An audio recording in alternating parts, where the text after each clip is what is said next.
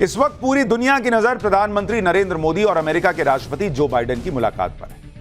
America के राष्ट्रपति Joe Biden शाम करीब 7:30 बजे भारत पहुंचे और वहां से वो सीधे प्रधानमंत्री के आवास गए, जहां पीएम मोदी और जो बाइडेन ने द्विपक्षीय वार्ता की। यह बैठक प्रधानमंत्री के घर पर हुई। मुलाकात की जो तस्वीरें आई हैं उसमें दोनों नेताओं की गर्मजोशी साफ दिख रही है। पीएम मोदी जो बाइडेन को रिसीव करने पहुंचे और दोनों ने हाथ मिलाया, कुछ देर बातचीत की और फिर अंदर गए। मैं तो अमेरिका गया था प्रधानमंत्री का दौरा कवर करने के लिए और मैंने देखा था कि जिस गर्मजोशी से वहां प्रधानमंत्री नरेंद्र मोदी का व्हाइट हाउस में स्वागत हुआ था, पीएम मोदी ने भी वही गर्मजोशी दिखाने का प्रयास किया है कि इंडिया में अमेरिका के राष्ट्रपति को भी वैसा ही खास महसूस हो। पीएम हाउस में कॉरिडोर में जो बाइडेन पीएम मोदी के कंधे पर हाथ रखते हुए नजर आए। दोनों नेता रुककर बातचीत करते दिखे।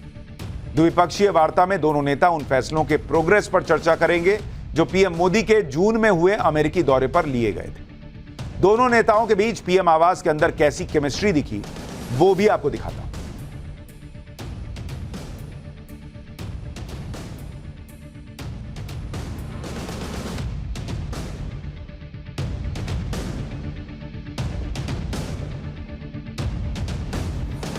तस्वीरें आप देख रहे हैं किस तरह से दोनों नेताओं की खास मुलाकात हुई है।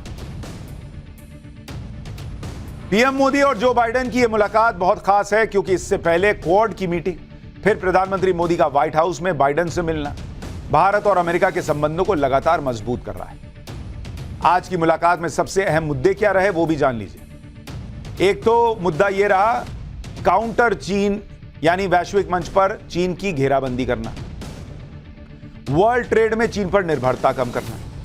दूसरा डिफेंस में मजबूती, 31 हंटर किलर ड्रोन पर बातचीत और दूसरे हथियारों पर भी बातचीत की चर्चा है। रूस यूक्रेन युद्ध पर भी बातचीत हुई। न्यूक्लियर एनर्जी पर बातचीत की चर्चा है। इसके अलावा अमेरिका में भारतीयों को जल्द से जल्द और ज्यादा से ज्यादा वीजा देने पर भी बातचीत हुई।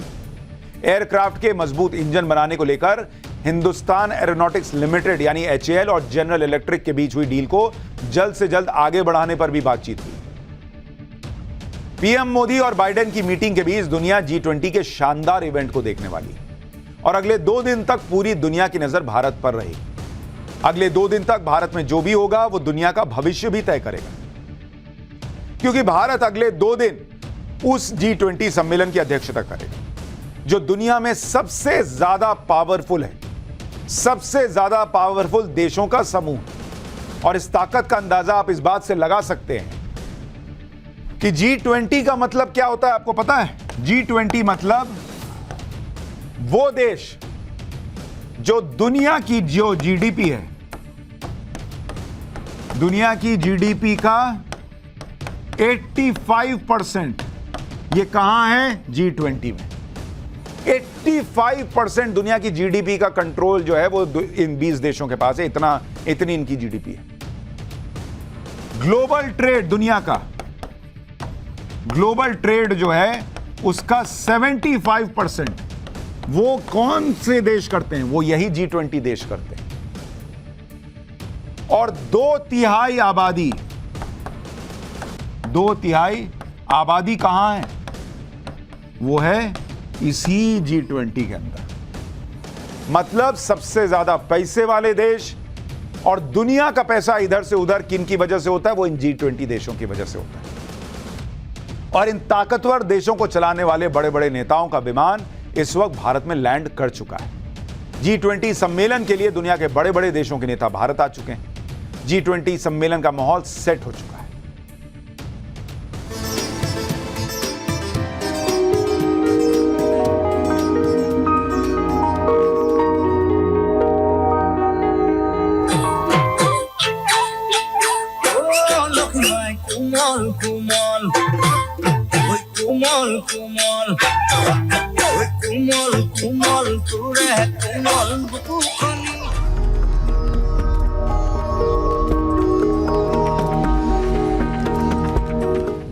दरअसल भारत ने G20 के थीम वसुधैव कुटुंबकम रखी, यानी भारत पूरी दुनिया को एक परिवार मानता है और सबके कल्याण की बात करता है। G20 की इस थीम की चर्चा G20 के सभी देश कर रहे हैं। भारत पहुंचे ब्रिटेन के प्रधानमंत्री ने भी इसकी तारीफ की। एक बार ऋषि सुनक को सुनिए। I think it's a great theme, and actually, when you say one family, I'm an example of the incredible living bridge that Prime Minister Modi described between the UK and India. That almost 2 million people like me in the UK of Indian origin. That's why it's very special for me to be here as British Prime Minister, in the country where my family are from. G20 की मेजबानी के लिए European union commission की अध्यक्ष Ursula von der Leyen ने भी PM Modi की तारीफ की। उन्होंने G20 की थीम वसुधैव कुटुंबकम की एक तस्वीर शेयर की और कहा कि पहले से ज्यादा बिखरी हुई दुनिया में G20 का मंच वैश्विक समस्याओं के समाधान के लिए बहुत इंपॉर्टेंट है। पीएम मोदी के मजबूत नेतृत्व में दिल्ली समिट बहुत अहम रहने वाला है। यूरोपियन यूनियन इसे सफल बनाने में पूरा सहयोग करेगा। दरअसल G20 की अध्यक्षता मिलने से ऐसा नहीं कि भारत ही तय करेगा कि इन 20 देशों में क्या होगा, लेकिन भारत के पास यह मौका होगा बतौर अध्यक्ष उन मुद्दों को उठाने का, उन मुद्दों पर चर्चा करने का जो दुनिया को प्रभावित कर सकते। जो बाइडेन राष्ट्रपति अमेरिका के, वो भारत आए। इसी तरह से दूसरे नेता भी पहुंचे हुए हैं और उन सारे नेताओं के आने की तस्वीरें देखिए। जो बाइडेन अब से थोड़ी देर पहले पहुंचे हैं और उनका भव्य स्वागत हुआ। इसके अलावा जापान के दूसरे नेता भी पहुंचे। अब आपको बताता हूं मोदी की उस रेल के बारे में जो चीन की सीटी बजा देगी। G20 के दौरान भारत और अमेरिका का सबसे बड़ा एजेंडा एक ऐसा ट्रेड रूट बनाने का है जिससे ट्रेन के जरिए भारत और यूरोप की कनेक्टिविटी हो जाए। कहा जा रहा है कि यह रूट इंडिया से लेकर सऊदी अरब, यूएई और जॉर्डन से इजराइल और तुर्की तक को कनेक्ट करेगा। इंडिया से पोर्ट शिप के जरिए सऊदी अरब तक सामान जाएगा, फिर सऊदी अरब से यूएई और जॉर्डन तक स्पेशल ट्रेन चलेगी। यह भी कहा जा रहा है कि इजराइल भी इस प्रोजेक्ट में जुड़ सकता है, जिससे जो ट्रेन जॉर्डन तक जाएगी वो आगे इजराइल को क्रॉस करते हुए हाइफा पोर्ट तक पहुंच सकती है। फिर पोर्ट से जहाज के जरिए तुर्की तक सामान जा सकता है, फिर वहां से यूरोप के बाजारों तक पहुंच सकता है। इस परियोजना का नेतृत्व अमेरिका कर रहा है। ऐसी खबर है कि अमेरिका, भारत, सऊदी अरब और यूएई के इस ज्वाइंट इंफ्रास्ट्रक्चर डील को फाइनल करने में ये लोग लगे हुए हैं और शायद G20 में इसका ऐलान भी हो जाए। अमेरिका इस प्रोजेक्ट को चीन के बेल्ट एंड रोड प्रोजेक्ट के काउंटर के तौर पर देख रहा है, यानी चीन मिडिल ईस्ट में अपना प्रभाव बढ़ा रहा है। इसलिए अमेरिका इस योजना को पुश दे रहा है ताकि चीन को काउंटर किया जा सके। चीन के बेल्ट और रोड परियोजना का अहम हिस्सा मिडिल ईस्ट में भी है। अगर भविष्य में इजराइल और सऊदी अरब के रिश्ते सामान्य होंगे तो इजराइल भी इस रेल प्रोजेक्ट से जुड़ जाएगा। इसे इजराइल के पोर्ट से यूरोप तक पहुंच और आसान हो जाएगी। इसी साल मई महीने में अमेरिका, सऊदी अरब, इंडिया और यूएई के एनएसए की एक मीटिंग सऊदी अरब में हुई थी, जहां इस प्रोजेक्ट पर बातचीत हुई। इस प्रोजेक्ट का आइडिया I2U2 फोरम पर आया था। इसमें फोरम में अमेरिका, इजराइल, यूएई और इंडिया शामिल हैं। इस फोरम को 2021 में बनाया गया था ताकि मिडिल ईस्ट में सामरिक महत्व के इंफ्रास्ट्रक्चर प्रोजेक्ट पर जोर दिया जाए। रेल कनेक्टिविटी का आइडिया इजराइल की तरफ से आया, फिर अमेरिका ने इसमें सऊदी अरब को भी शामिल कर लिया। अमेरिका के नेशनल सिक्योरिटी एडवाइजर जैक सुल्लिवान ने कहा कि अमेरिका यह मानता है कि भारत की मिडिल ईस्ट और यूरोप तक कनेक्टिविटी बहुत इंपॉर्टेंट है। इससे सभी देशों को आर्थिक और रणनीतिक फायदे होंगे। यानी एक ऐसी ट्रेन जिसको लेकर चीन के कानों में सीटी बज रही होगी, क्योंकि यह चीन को काउंटर भी करता है और भारत को और मजबूत भी बनाता है। G20 की बैठक में चीन के राष्ट्रपति जिनपिंग नहीं आ रहे। इसे लेकर कांग्रेस ने सरकार की डिप्लोमेसी पर सवाल उठाए। इसे ऐसा दिखाने की कोशिश की गई कि यह सरकार की नाकामी है और जिनपिंग ने तो भारत को नीचा दिखा दिया। लेकिन इसका सच भी मैं आपको बताता हूं। जब भी कोई ग्लोबल इवेंट होता है तो उसमें मेंबर देशों के राष्ट्राध्यक्ष आते हैं, और अगर किसी बड़े देश के राष्ट्राध्यक्ष नहीं आते हैं तो सबसे पहले यह देखा जाता है कि जो राष्ट्राध्यक्ष नहीं आ रहे हैं वो इवेंट के वक्त अपने देश में क्या कर रहे हैं। यानी मोटा मोटी यह देखा जाता है कि राष्ट्राध्यक्ष ने ग्लोबल इवेंट को इग्नोर करके अपने देश में ऐसा क्या किया कि वो इग्नोर माना जाए या उनकी जरूरत माना जाए, और इसके बाद इवेंट में शामिल ना होने के मायने निकाले जाते। सबसे पहले आपको बताता हूं कि चीन में जिनपिंग कर क्या रहे हैं। यहां नहीं आए तो वहां क्या कर रहे हैं। जिनपिंग इस वक्त चीन के इलियोंगजियांग इलाके में दौरा कर रहे हैं। इस इलाके में जुलाई महीने में भयानक बाढ़ आई थी, लेकिन इस भाई को 2 महीना बीत जाने के बाद इस इलाके की याद आई। चीन मामलों के जानकार अल्फ्रेड वू के मुताबिक आपदा प्रभावित इलाकों तक पहुंचने में जिनपिंग की स्पीड हमेशा ही स्लो रही है, और शी जिनपिंग के कार्यकाल में तो यह बहुत कॉमन है। अल्फ्रेड वू ने कहा कि जुलाई में बाढ़ आई थी, लेकिन जिनपिंग अगस्त में ब्रिक्स में व्यस्त थे अब उन्हें जाकर वक्त मिला। तो ये तो क्लियर हो गया कि जिनपिंग अपने घर में ऐसा कोई बड़ा काम नहीं कर रहा जिसके लिए वो G20 जैसे बड़े इवेंट को मिस कर दे। चीन ने जिनपिंग के नहीं आने की वजह भी क्लियर नहीं की। जिनपिंग ने अपनी जगह चीन के प्रधानमंत्री ली क्यांग को G20 में शामिल होने के लिए भेज दिया। अब आपको भी लग रहा होगा कि चीन ने जिनपिंग के न आने की कोई वजह नहीं बताई। जिनपिंग घर में कोई तोप काम कर भी नहीं रहे, कोई तोप चला भी नहीं रहे, तो फिर जिनपिंग G20 से दूर क्यों रहे? मोटे तौर पर इसकी 4 वजह मानी जा रही है। पहली वजह, हाल ही में चीन ने अपना नक्शा जारी किया था जिसमें भारत के कई इलाकों को उसने अपना बताया। इस मामले में भारत ने अपने डिप्लोमेटिक चैनल से कड़ा विरोध जताया। इससे पहले भी भारत और चीन के संबंध बहुत अच्छे नहीं चल रहे।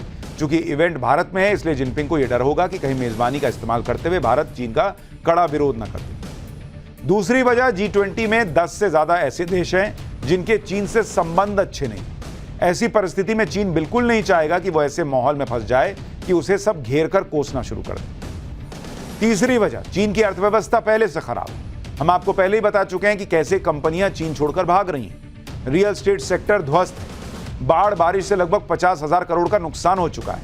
ऐसे हालात में जब चीन के अंदर खुद ही लोग जिनपिंग से परेशान हैं, पूरे देश में अविश्वास की भावना बढ़ गई है, तो उस वक्त में जिनपिंग बिल्कुल नहीं चाहेंगे कि उनकी ग्लोबल बेइज्जती हो और उनकी इमेज पर कहीं से भी कोई बुरा असर पड़े।